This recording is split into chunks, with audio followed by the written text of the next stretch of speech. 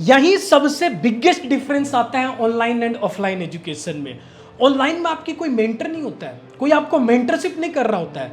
यहाँ पर एक प्रॉपर मेंटर आपका होता है, जो कि मैं हूँ, प्रांजल वर्मा सर, हमारी एकेडमी की फैकल्टीज है, जो आपको टाइम टू टाइम रियलाइज करवाएंगे कि आदित्य आपकी परफॉर्मेंस डाउन हो रही है, ऐसे नहीं चलेगा। डांट लगेगी कि वाई ग्रीन टू व्हाइट, आपको व्हाइट टू ग्रीन में जाना है ना। तो आदित्य बीच में मुझे लगता है मीन्स लास्ट 20-25 डेज पहले थोड़ा इसकी रिजल्ट्स फ्लक्चुएशन हुआ था, वहाँ पर मैंने इसको डांट भी लगाई थी, भाई क्या चल रहा है ये। फर्स्ट डे जब जय आदित्य आया था, आप अपने फादर के साथ आए थे, आपके क्लासरूम में भी फादर बैठे हुए थे, जहाँ तक मुझे याद है।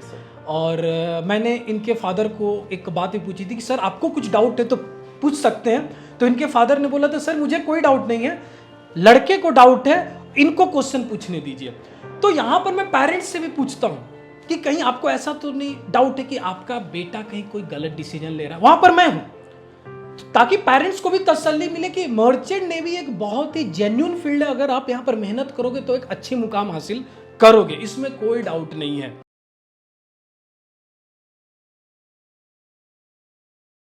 Hello everyone, this is Vikas from SMBD marine academy. आज हमारे साथ है जय आदित्य। जय आदित्य कोलकाता से है, टोलीगंज। और रिसेंटली जय आदित्य ने IMEC की स्पॉन्सरशिप वैलम कंपनी में स्पॉन्सरशिप लिया है। तो आज इनकी जर्नी पे बात करेंगे, फेलियर्स थी या फर्स्ट अटेम्प्ट थी उन पे बात करेंगे।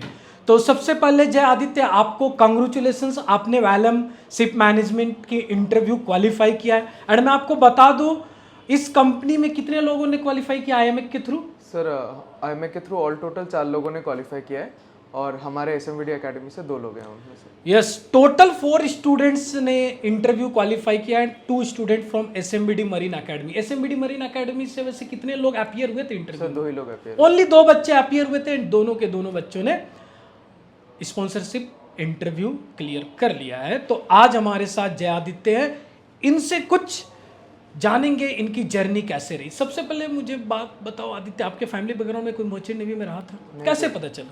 सर मेरे फाइनल ईयर में थे जब हम लोग को प्लेसमेंट्स हो रहे थे, तो जो सर ने बहुत सारे मुझे प्लेसमेंट के ऑप्शंस आए थे, क्योंकि मेरी स्पीकिंग थोड़ी बहुत अच्छी थी बाकियों से जो मैकेनिकल में ऑलरेडी थे।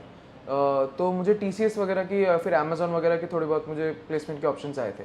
बट सर वो सारे IT बैकग्राउंड और वो ज्वाइन करने को बोल रहे थे, तो मुझे वो नहीं करना था, मुझे मैकेनिकल में ही स्टिक करना था।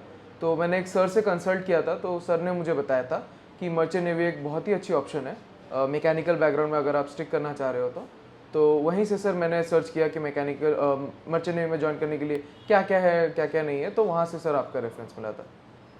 तो मतलब यहाँ पर जय आदित्य की मैं बात करूँ तो इन्होंने 4 साल मैकेनिकल इंजीनियरिंग की पढ़ाई की, तो इससे मैकेनिकल इंजीनियर्स को एक बहुत ही अच्छी मैसेज मिल रही है कि अगर आपने 4 साल डिग्री को दिया है ना, 4 साल मैकेनिकल इंजीनियरिंग पढ़ा है, हर सेमेस्टर में तो 14-15 सब्जेक्ट्स होते हैं इंक्लूडिंग प्रैक्टिकल्स, तो उनको एट लास्ट यूटिलाइज करो, डिग्री को वेस्ट मत जाने दो। तो जय आदित्य ने वही किया। अब उसके बाद क्या आपने रिसर्च किया मर्चेंट नेवी के बारे में? यस सर, बिकॉज मुझे बहुत ही ज़्यादा रिसर्च करने की ज़रूरत पड़ी थी, क्योंकि मेरे पूरे फैमिली में कोई सर साइंस बैकग्राउंड से नहीं है, तो इंजीनियर तो बहुत ही दूर की बात है। तो मैं ऐसे ही इंटरनेट पे ही ब्राउज कर रहा था, यूट्यूब वगैरह पे देख रहा था, तो सर मेरे को बहुत ही ज़्यादा प्रॉब्लम फेस करनी पड़ी थी, क्योंकि उस टाइम सर मैं वहाँ पे एक इंस्टीट्यूट है कोलकाता में, बट सर वो भी GME रिलेटेड या फिर ऐसा कुछ उनमें ऑप्शंस अवेलेबल नहीं है। तो उनको भी जब मैंने कंसल्ट किया था, उनके भी सर बहुत ज़्यादा वेगी ऑप्शंस थे कि मतलब अब हाँ हो जाएगा, ये हो जाएगा, बट सर प्रॉपर मुझे गाइडेंस कहीं से भी नहीं मिल रही थी, तो उसमें सर बहुत प्रॉब्लम फेस किया है मैंने। तो प्रॉपर गाइडेंस नहीं थी, जिसके चलते थोड़े कंफ्यूज थे कौन सी कॉलेज ज्वाइन करना चाहिए, कितने डिफरेंट स्पॉन्सरशिप एग्जाम्स हैं, इंटरव्यू है। अभी रिसेंटली आपने वैलम में प्लेसमेंट लिया, तो किस तरह के क्वेश्चंस पूछे गए आपको, सो दैट स्टूडेंट्स को थोड़ी आइडियाज मिलेगी कि नाउ डेज GME की लेवल क्या है? तो आप अपनी ऑनेस्ट रिव्यू दो, किस तरह के आपके क्वेश्चन पूछे गए वैलम में? सर वैलम में जिन्होंने मेरा इंटरव्यू लिया वो एक चीफ इंजीनियर थे, तो उन्होंने मुझे प्योरली टेक्निकल बेस्ड क्वेश्चंस पूछे थे। But sir to be very honest, उन्होंने कुछ नॉन टेक्निकल क्वेश्चंस पूछे थे जो कि मुझे एकदम भी आइडिया नहीं था। तो उन्होंने जो पूछा था लाइक मेरे कॉलेज का फ़ीस क्या है, या फिर कौन से कॉलेज से मैं हूँ, तो ये सारे मतलब बहुत ही ज़्यादा ऑफ क्वेश्चंस उन्होंने पूछ लिए थे, बट वहाँ पे सर मैं स्टेबल था क्योंकि यहाँ पे मैंने बहुत सारे मॉक इंटरव्यू किए हैं, तो वहाँ पे भी मुझे ऐसे बहुत सारे क्वेश्चंस पूछे थे, तो मैं प्रिपेयर्ड था for some extent. And sir उसके बाद उन्होंने टेक्निकल क्वेश्चंस पे शिफ्ट किया था और उन्होंने क्वेश्चंस किया था, जैसे फ्रेश वाटर जनरेटर पे किया था, प्यूरीफायर पे किया था, पंप्स पे किया था, पंप्स के कौन से प्रिंसिपल है, कैसे काम करता है, फिर सर वो ऑन बोर्ड शिप जो सेफ्टीज़ है और जो इंजीनियर्स के क्या क्या रिस्पॉन्सिबिलिटीज़ है, ये सब सारे क्वेश्चन सर उन्होंने मुझे पूछा था। पंप्स की questions, purifier, fresh water generator, तो थिंग्स चेंज हो गई है नाउ अडे। जीएमई की जो इंटरव्यू की लेवल है ना वो थोड़ी अप हो गई है, एंड होगी क्यों नहीं, क्योंकि यहाँ पर एसएमबीडी मरीन एकेडमी एक इंपॉर्टेंट रोल प्ले कर रहा है, क्योंकि हम लोग इंटरव्यूअर की एक्सपेक्टेशंस को हाई कर रहे हैं। अभी आपके बैच में से लगभग 12 स्टूडेंट्स ने IMEC HIMT की स्पॉन्सरशिप एग्जाम से इंटरव्यू दिया था। लगभग कितने बच्चे हो गए सेलेक्ट? 9। ऑल टोटल अभी 9। ऑल टोटल 9 बच्चे, ये मेरे पास भी स्टेट से सेलेक्ट हो गए। अभी भी 2 बच्चे हैं, 3 बच्चे हैं, 3 मोर स्टूडेंट्स हैं जो कि BSM की इंटरव्यू देने वाले हैं, तो ये अच्छी बात है। अब आप मुझे बताओ, 20 बच्चे तो लगे स्पॉन्सरशिप टोटल IMEC के थ्रू HIMT में जाने वाले 20 बच्चे, हाँ। जिनमें से अभी फिलहाल अभी BSM की इंटरव्यू भी नहीं हुई, रिजल्ट्स भी नहीं है, अभी 9 बच्चे तो भी फिलहाल हैं। तो आप यहाँ पर जज कर सकते हो कि किस लेवल की यहाँ पर मॉक इंटरव्यूज हो रहे हैं, किस लेवल की टेस्ट सीरीज हो रही है, and the most important thing is किस लेवल की आपको mechanical plus marine related subjects पढ़ाए जा रहे हैं। और अभी जैसे मेरी बात हो रही थी, अभी आपकी इंटरव्यू मुझे लेना था, तो प्रांजल वर्मा सर से बात हो रही थी जो कि सेंटर हेड है SMBD एकेडमी के थ्रू। तो उन्होंने बोला कि सर आदित्य हमेशा ग्रीन जोन में रहा है SMBD मरीन एकेडमी में, तो क्या आप लोगों को बता सकते हैं यहाँ पर ग्रीन जोन क्या होता है, रेड जोन क्या होता है? सो यहाँ पे जो मॉक इंटरव्यूज़ होते हैं वो काफ़ी सारे सेक्शंस पे डिवाइडेड है, जिसमें से रेड जोन है, येलो जोन है, वाइट जोन है और ग्रीन जोन है। सो सबसे जो अगर कोई ख़राब कर रहा है, जिसके बहुत कम चांसेस है कि वो इंटरव्यू क्रैक करेगा, तो वो रेड जोन में आता है। और अगर जो बहुत ही न्यूट्रल में है, जैसे वो हो भी सकता है कि वो क्रैक कर भी ले और नहीं भी हो सकता है, तो वाइट जोन में आता है। और जिसका अप्रोक्सीमेटली श्योर है कि नहीं ये अगर जाएगा तो ये क्रैक कर लेगा, तो वो ग्रीन जोन में आता है। तो आप कभी व्हाइट से ग्रीन में गए, जंप किए? हाँ सर, मैं व्हाइट में भी गया था और मैं ग्रीन में भी, मैं थोड़ा इधर उधर रहा हूँ, फ्लक्चुएट हुआ था, थोड़ा फ्लक्चुएट हुआ। ऐसा फ्लक्चुएशन क्यों आया था? सर स्टडीज़ को लेके थोड़ी बहुत, और ये देहरादून में है तो थोड़ा ट्रैवल थोड़ा ज़्यादा हो गया था। फिर ऐसा क्या हुआ कि आप फिर ग्रीन से नीचे आए व्हाइट में, फिर क्यों व्हाइट से ग्रीन में गए? सर एक तो यहाँ पे बहुत ज़्यादा गाइडेंस मिली, सर ने भी बताया कि नहीं अभी घूमना तो है एक पार्ट, बट पहले इंटरव्यूज़ क्रैक करना है, वो क्लियर हो जाएगा तो उसके बाद तो जितना घूमना है घूमो, जो मौज मस्ती करनी है वो करो। तो सबसे इंपॉर्टेंट पॉइंट, यही सबसे बिगेस्ट डिफरेंस आता है ऑनलाइन एंड ऑफलाइन एजुकेशन में। ऑनलाइन में आपकी कोई मेंटर नहीं होता है, कोई आपको मेंटरशिप नहीं कर रहा होता है। यहाँ पर एक प्रॉपर मेंटर आपका होता है, जो कि मैं हूँ, प्रांजल वर्मा सर, हमारी एकेडमी की फैकल्टीज है, जो आपको टाइम टू टाइम रियलाइज करवाएंगे कि आदित्य आपकी परफॉर्मेंस डाउन हो रही है, ऐसे नहीं चलेगा, डांट लगेगी कि वाई ग्रीन टू वाइट, आपको वाइट टू ग्रीन में जाना है ना। तो आदित्य बीच में मुझे लगता है मीन्स लास्ट 20-25 डेज पहले थोड़ा इसकी रिजल्ट्स फ्लक्चुएशन हुआ था, वहाँ पर मैंने इसको डांट भी लगाई थी, भाई क्या चल रहा है ये। तो यहाँ पर जब आप डिस्ट्रैक्ट हो रहे होते हो तो आपका एक गुरु होता है जो आपको एक सही पाथ पे लाता है। ये सबसे इंपॉर्टेंट फैक्टर होता है। रिजल्ट्स स्टडी मटेरियल से नहीं आते, रिजल्ट्स गाइडेंस से आती है, मॉक इंटरव्यू से आते हैं, टेस्ट सीरीज से आते हैं। और सबसे मजे की बात बता दूं, फर्स्ट डे जब जय आदित्य आया था, आप अपने फादर के साथ आए थे, आपके क्लासरूम में भी फादर बैठे हुए थे, जहाँ तक मुझे याद है। और मैंने इनके फादर को एक बात भी पूछी थी कि सर आपको कुछ डाउट है तो पूछ सकते हैं। तो इनके फादर ने बोला था सर मुझे कोई डाउट नहीं है, लड़के को डाउट है, इनको क्वेश्चन पूछने दीजिए। तो यहाँ पर मैं पेरेंट्स से भी पूछता हूँ कि कहीं आपको ऐसा तो नहीं डाउट है कि आपका बेटा कहीं कोई गलत डिसीजन ले रहा है। वहाँ पर मैं हूँ ताकि पेरेंट्स को भी तसल्ली मिले कि मर्चेंट नेवी एक बहुत ही जेन्युइन फील्ड है, अगर आप यहाँ पर मेहनत करोगे तो एक अच्छी मुकाम हासिल करोगे, इसमें कोई डाउट नहीं है।